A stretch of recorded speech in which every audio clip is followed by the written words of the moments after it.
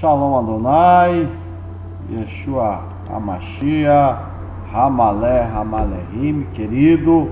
É uma alegria, mais uma vez, professor Gesso, trazendo até você mais uma informação bíblica para podermos raciocinar e pensarmos fora da caixinha. Hoje vou trazer uma informação sobre a seguinte pergunta: o que é pecado no conceito pré-exílico e no conceito pós-exílico? O que as escrituras e o contexto histórico nos informam. O que você vai fazer com essa informação é de total responsabilidade sua. Quero hoje abrir ícones para pensarmos, para raciocinarmos acerca do que é pecado. Deixe o seu like, deixe o seu curtir, deixe o seu descurtir. Para o YouTube é a mesma coisa. Quando nós olhamos para pecado, normalmente a maioria das pessoas tem o conceito de pecado como errar o alvo. Pecar é errar o alvo. Mas fica a pergunta: quem criou esse alvo? Quem construiu esse alvo para que eu venha errá-lo ou acertá-lo? Vamos ver? Como tudo na Bíblia, a gente precisa separar os períodos pré-exílico e pós-exílico dos judaítas. No período pré-exílico não havia um conceito de estado de pecado, ou seja, todos pecaram e carecem da misericórdia de Deus. Isto não existia no período pré-exílico babilônico. No período pré-exílico vigora um entendimento religioso não moral, ou seja, a religião não determinava o que era pecado ou o que era virtude. A religião era um espaço para um relacionamento de troca e de escambo com o mundo das divindades, que concretamente era crida pelas pessoas que viveram no pré-exílico dentro do crescente fértil. E eles se relacionavam com um relacionamento de troca, de escambo, para adquirir uma boa colheita, para terem paz, proteção, família, moradia, amor, fertilidade dos animais, das mulheres, para adquirir saúde, ou seja, os interesses médios de uma pessoa campesina. O relacionamento era de troca, ou seja, de escambo. Quem determinava o que se podia fazer e o que não podia fazer era o direito construído pela população, representada pelos líderes e anciãos tribais ou não tribais, em quase todo o crescente fértil. Ou seja, o direito do que era certo e errado não vinha das divindades, e sim da reunião populacional, ou seja, vinha da população que escolhia o que era certo e errado e era representado, cobrado pelos seus líderes. Não existia direitos divinos, não existia Torá no período pré-exílico, não existe direito divino. Os deuses não determinavam o que você pode ou não podia fazer, mas quem determina é os líderes e anciãos tribais e não tribais em todo o crescente fértil, com algumas pequenas variações somente. No período pós-exílico, passando o período governamental de Zorobabel, os sacerdotes assumem o poder no século V e fazem uma mudança religiosa radical no judaísmo prático da população, sob o policiamento dos persas, o império dominante da época. Então esses sacerdotes, eles criam e constroem uma nova religião. Ou seja, o sangue puerperal, o sangue do parto, é imundo e impuro, considerado por esses sacerdotes. Logo as mulheres são imundas e os homens nascidos delas são imundos. Eles constroem e criam um estado de pecado a todos os seres humanos. Isto desassocia o pecado de uma ação. O pecado deixa de ser o que você faz e passa a caracterizar o que você é. Vejamos um exemplo muito prático. Lucas capítulo 2, versículo 22 ao 24 diz: completando-se o tempo da purificação deles, de acordo com a lei de Moisés, José e Maria o levaram a Jerusalém para apresentá-lo ao Senhor, como está escrito na lei do Senhor. Todo primogênito do sexo masculino será consagrado ao Senhor, e para oferecer um sacrifício, de acordo com o que a lei diz, 2 rolinhas ou 2 pombinhos. Maria espera o 8º dia para levar o menino, pois em Levítico diz que o menino e a mãe ficariam impuros por 7 dias. Mas este menino não fez nada. Como então uma ação pecaminosa? Mas é porque ele nasceu. Nasceu de um útero de mulher, então é imundo. Então Maria, a imunda, pega Jesus, o imundinho, e o leva ao templo de Jerusalém com 2 rolinhas. Então o sacerdote vai fazer o sacrifício por Maria, a imunda, e vai fazer o sacrifício por Jesus, o imundinho. Então o sacerdote mata o bichinho para que o castigo ou a pena que estava sobre Jesus passe para o bichinho. Mas que pecado ou falta Jesus teria? Ah, sei, é porque ele nasceu.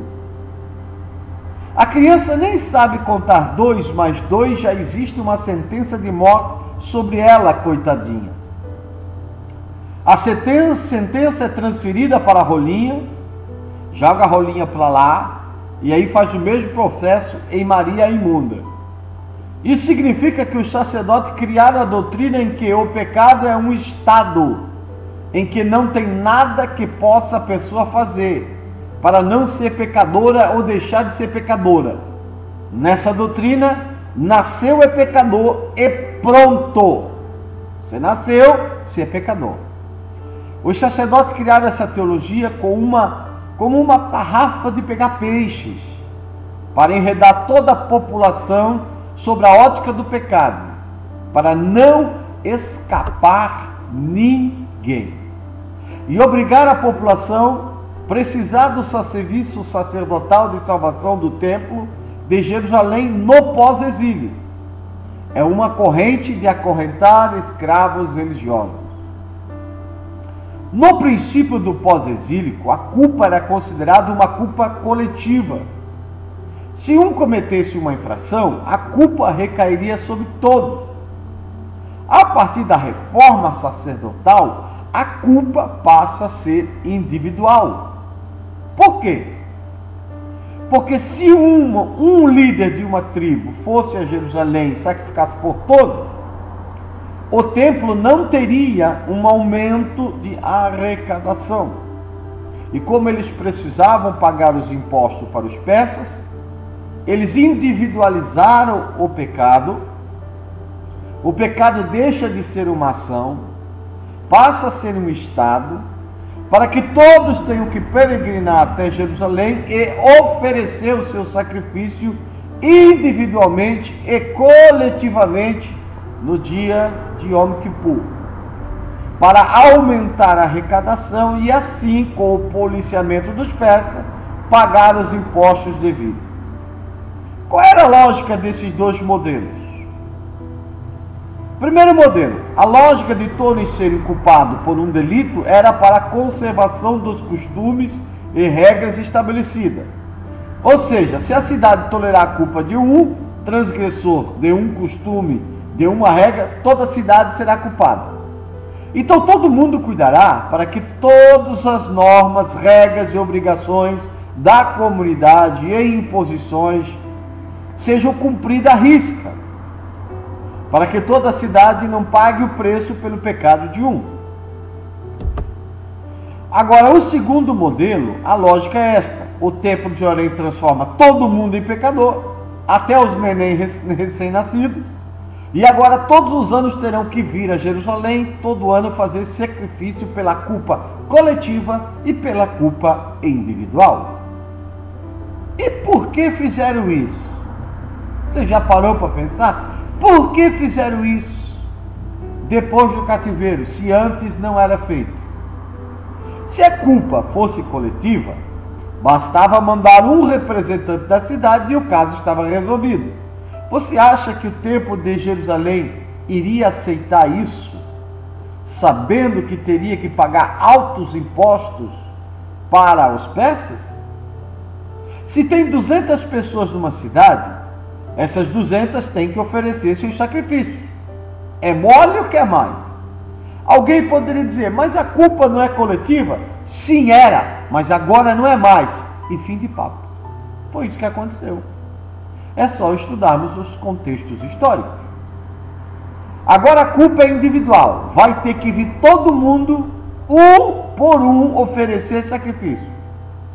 Mas antes do exílio não era assim. Antes é uma coisa, agora é outra coisa. E não tem conversa. Foi assim que aconteceu no pós-exílio, sob o domínio dos persas e sob o domínio de Zorobabel e posteriormente dos sacerdotes. E tem mais, eles diziam, quando a mãe vier vai fazer 2 sacrifícios, um para ela e outro pelo menino recém-nascido, um pela imundície dela e um pela imundície da criança imunda. Fico a pensar, que justiça existe nessa teologia? Não consigo entender. Mas vamos pensar. Vamos abrir ícones para nós pensar. Vamos? Então vamos. A culpa no pós-exílio foi mudada pelos sacerdotes para que a quantidade de sacrifício no templo de Jerusalém, no pós-exílio, fosse muito maior. Foi mudada na base do cálculo político e financeiro. E mais nada, como é em muitas igrejas hoje em dia ainda.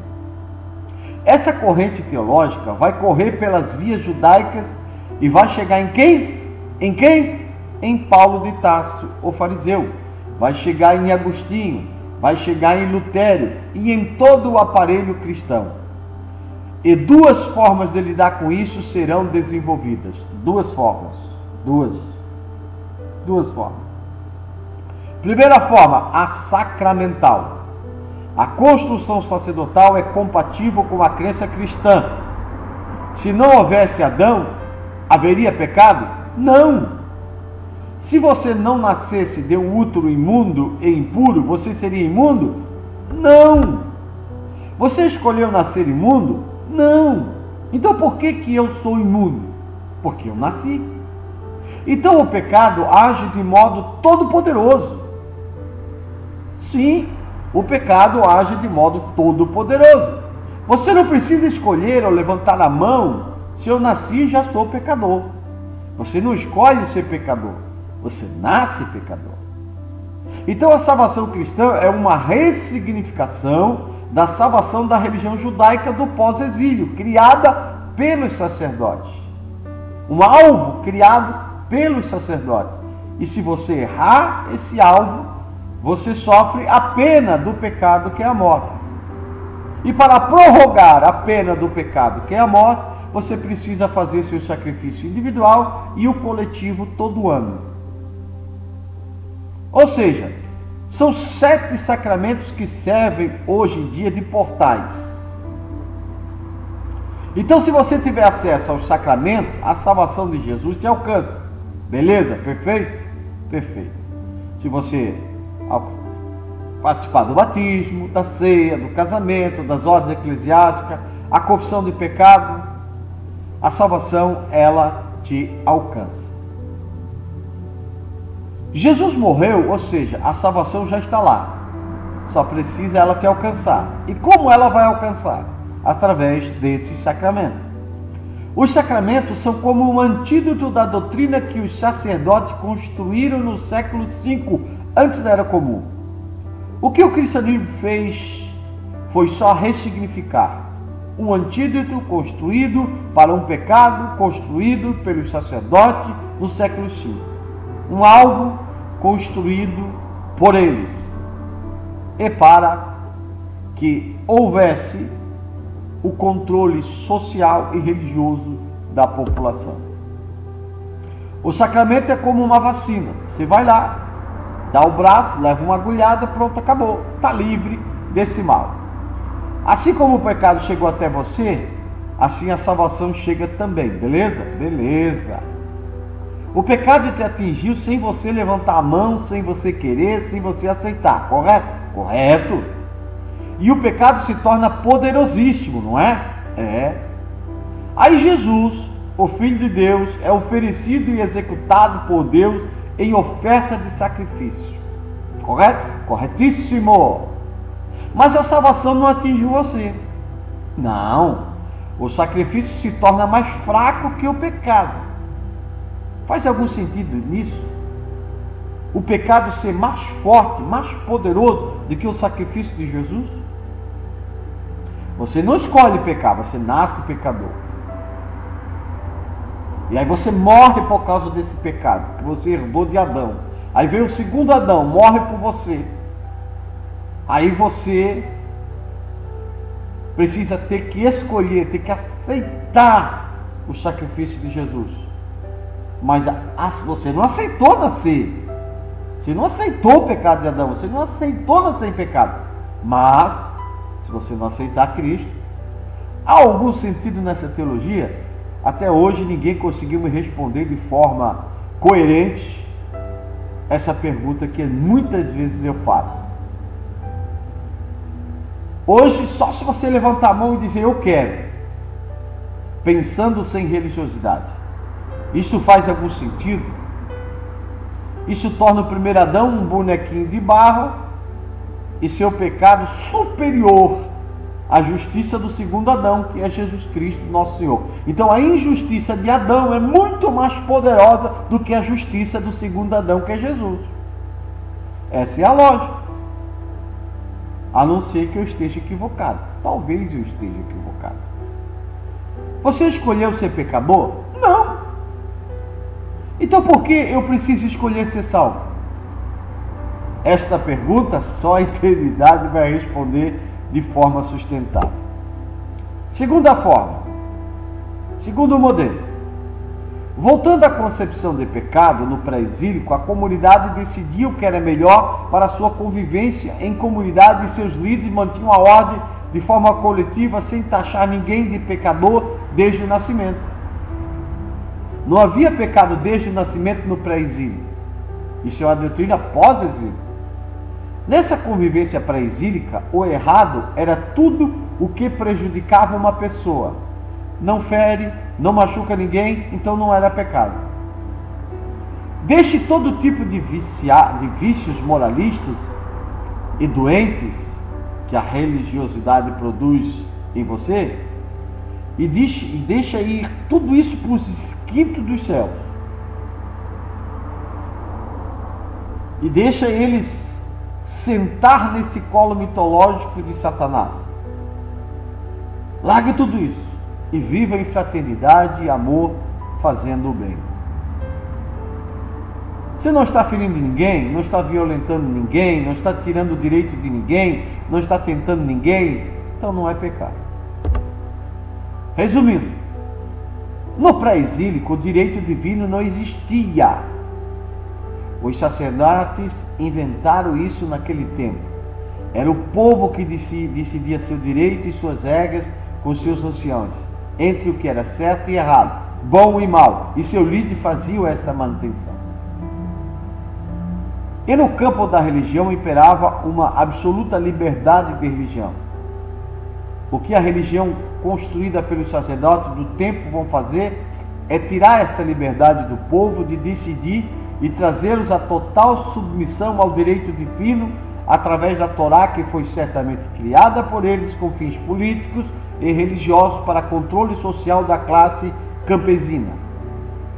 Era o povo que decidia como iria praticar sua religião e escolhia suas regras e responsabilidades morais sem qualquer interferência divina de direito. Os sacerdotes pós-exílio vão castrar essa liberdade. Eles vão caçar essa liberdade. Eles vão destruir essa liberdade com uma nova teologia e uma nova religião que não tinha nada a ver com a religião pré-exílica do povo judaíta. Os sacerdotes usam a religião para tirar o direito de escolha entre o certo e o errado do povo e instituir através da religião o que eles acham que é certo e errado, tendo como apoio o auxílio do poder governante dos persas. Ou vocês aceitam, ou vocês fazem, ou o pau vai comer. A teologia do Templo de Jerusalém pós-exílica, o cristianismo e o império cristão castraram qualquer possibilidade de um ser humano tomar suas próprias decisões na vida. Nascerá predeterminado para fazer exatamente aquilo que está determinado para ele fazer.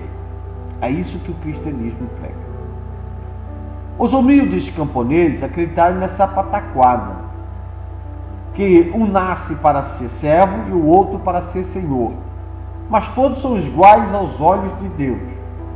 Eu vou ali vomitar porque me dá nojo. Isso é revoltante, isso dá nojo. Entre senhor e servo, os camponeses acreditaram nessa conversa fiada de religioso doente. No tempo de Lutero, quando os camponeses quiseram decidir entre o certo e o errado, não deixando botar a canga no pescoço, o que Lutero fez? O que Lutero fez? Oh, abençoado Lutero! Lutero disse a eles com todas as letras: vocês têm que obedecer aos príncipes, porque vocês ocupam o lugar da obediência. Vocês foram criados como bonecos de barro por Deus para obedecer. E se vocês não obedecerem, vocês não servem para nada. Não obedeceremos, disseram eles.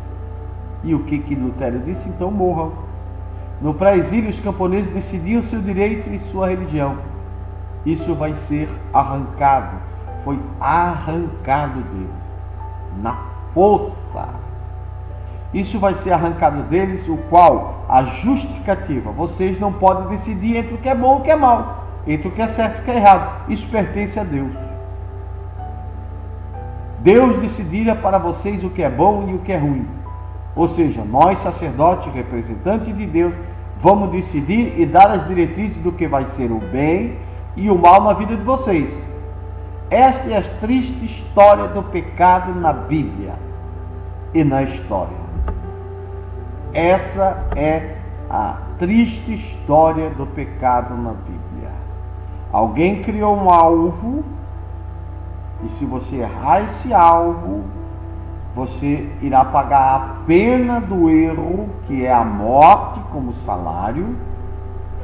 E para que você não morra, você precisa aceitar o sacrifício vicário de Cristo, que é a ressignificação do sacrifício substitutivo criado pelos sacerdotes no pós-exílio, porque no pré-exílio não havia o sacrifício da substituição. Ou seja, se você não vir ao templo de Jerusalém oferecer um sacrifício anualmente, um sacrifício individual pelos seus pecados, você vai morrer. Então vamos prorrogar esta morte, fazendo com que o animal morra no seu lugar. Essa era a teologia do templo de Jerusalém no pós-exílio, que foi ressignificada pelo apóstolo Paulo e ratificada e apropriada pelo cristianismo que nós vivemos hoje. Professor Gerson, o que é isso? Só um ícone para nós pensarmos, só um ícone para nós analisarmos, só uma ponte de acesso para que nós venhamos conhecer a história do pecado. A história do pecado. Shalom Adonai, deixe o seu like, deixe o seu curtir, em nome de Yeshua, Hamashiach, Hamalech, Ramalech.